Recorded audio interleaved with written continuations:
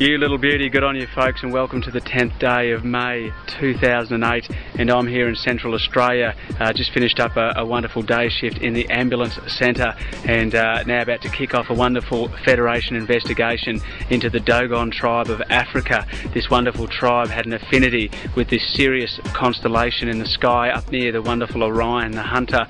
In fact, they had information which has astounded modern day astronomers as they were able to articulate their knowledge of not only a binary star system but a tri-star system, which has only been recognised in the last 30 years in today's wonderful advanced technology.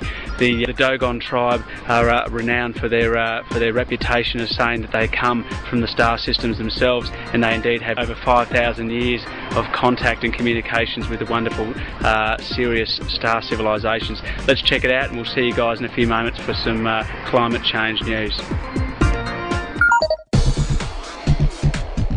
Welcome to our investigation on the wonderful Dogon tribe of Africa. The Dogons live near the Hombori Mountains near Timbuktu in the southwestern portion of the Sahara Desert. Central to their religious teachings is knowledge about the Sirius star system, which includes a star which is invisible to the naked eye, in fact so difficult to observe, even through a telescope, that no known photographs were taken of it until 1970. The Dogon, however, do not claim a superior technology, but they say they received their knowledge by visitors to the Earth from another star system. The star the Dogon described is known more commonly as Sirius B, apparently a white dwarf star. Astronomers of the modern breed had begun to suspect something as early as 1844 based on irregularities in the movement of Sirius A. By 1862, a faint companion star was finally detected, and it was assumed that its extreme density and heaviness was sufficient to exert an influence on Sirius A. Long before this, of course, the Dogon had already named Sirius B Po Tolo, a name which includes the word for star, Tolo, and Po, the name of the smallest seed known to them. They had in fact described the star's size by noting that it was the smallest thing there is. They also had recognised that it was both white and the heaviest star. The Dogon were also able to describe its elliptical orbit with Sirius A at one foci of the ellipse, its orbital period of 50 years, and the fact the star rotated on its axis. Significantly, the Dogon also described a third star in the Sirius system, which they called MER, Sorghum Female, and which contained a single satellite in orbit around M. The Dogon idea of there being a Sirius C, aka MER, was not accorded any real respect until 1995, when two French astronomers published their results after years of study of what was apparently a small red dwarf star with the Sirius star system. The conclusion was based on perturbations in the orbits that could not be explained by any other means. Obviously, the Dogon were way ahead of modern astronomers. In addition to the Sirius star system, the Dogon mythology includes knowledge of Saturn's rings and Jupiter's 4 major moons, none of which can be seen by the naked eye, and it was only by Galileo and later astronomers' telescopes that either could be seen. The Dogon also have long known that planets orbit the Sun. According to the Dogon, their astronomical knowledge was supposedly given to them by the Nomos, amphibious beings sent to Earth from Sirius for the benefit of mankind. The name comes from a Dogon word meaning to make one drink, with the Nomos also being called masters of the water, the monitors, and the teachers. The Nomos, considered to be saviours and spiritual guardians, were allegedly more fish-like than human and had to live in water. So how did the Dogon know about Sirius B when they had no telescopes? How, for that matter, did they know that Saturn had rings, and that the moon is dry and barren, and that Jupiter has 4 large moons? These 4 moons of Jupiter are called Galilean because Galileo was the first to see them when he pointed his telescope at Jupiter. The moons of Jupiter and Saturn's rings are only visible through a telescope. The Dogon mythology can be traced back to the Nomo, the human fish creatures from their creation myths. Their creatures are comparable to the Owains of Sumerian mythology, who are also a half-fish, half-human creature who brought civilization to the ancient people. Further still, there are links with Egyptian and Greek mythology, including that of the Mayan people. The growing evidence suggests that the Nomo were extraterrestrials who came to Earth from a planet in the Sirius system. They visited the Dogon, the Babylonians, and possibly the Egyptians and the Mayans, and the astronomical knowledge of the Dogon came from this contact. The Dogon stories tell the legend of the Nomos, who arrived in a vessel along with fire and thunder.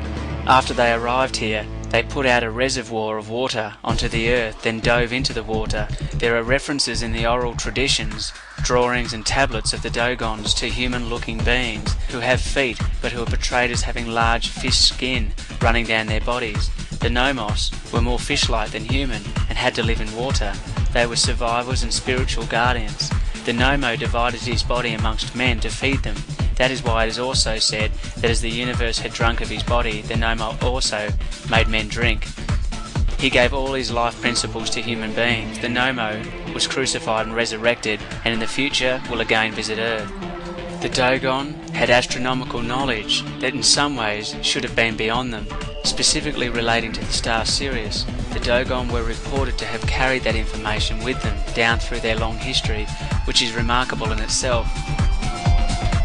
Several specialists now claim they have found the long-sought final evidence of visits made to Earth by ancient astronauts.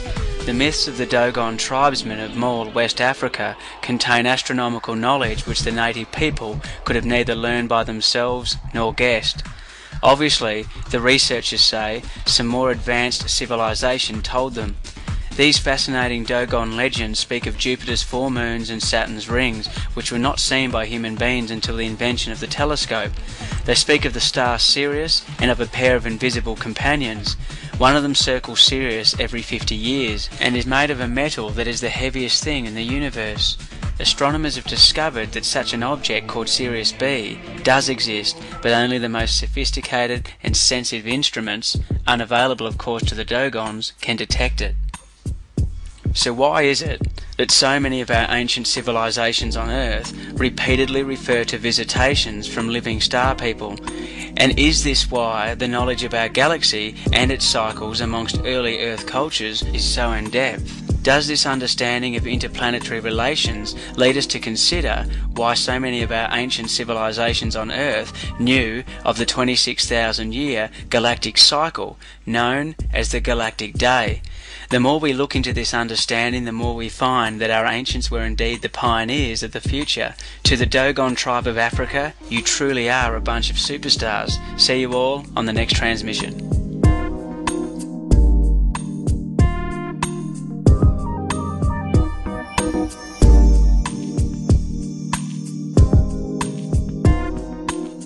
Oh, there you go folks, that was the wonderful Dogon tribe of Africa, the superstars who have an affinity with the star systems and the star civilizations. Let's look at some of the climate change news from around the world. First up, we look at a 6.8 magnitude which has occurred in Guam, which is another western Pacific Ocean island. Further news, we look at the volcano in Chile. It's the first time this particular volcano has erupted in 9,000 years. 9,000 years. It's also known to be a caldera, just like Yellowstone National Park. The caldera itself is over 3.5 kilometres wide of magma, of fuming mass. She is active and ready to go, and they're expecting months of activity from this wonderful volcanic region. Further news, we go to some of the estimates from the Burma cyclone that ravaged Burma. Estimates now look at nearly 200,000 people who have either died or are soon to lose their lives based on the impact of this cyclone system. Expectations now and the worst fears are considering up to 500,000 people may be lost, 500,000 fatalities due to the onslaught of loss of food as well as disease and famine, which will kick in as a result of the inundation and the block. This is a reality of climate change. Human migration is what's going to happen, and there's going to be severe loss of life. Tomorrow we get to have a look at the best of for the entire week with the Federation and put forward the investigations for next week as we count down to the beautiful 2012. Keep smiling folks, take it easy, do a handstand, do some yoga, and we'll see you in a few moments. Ciao.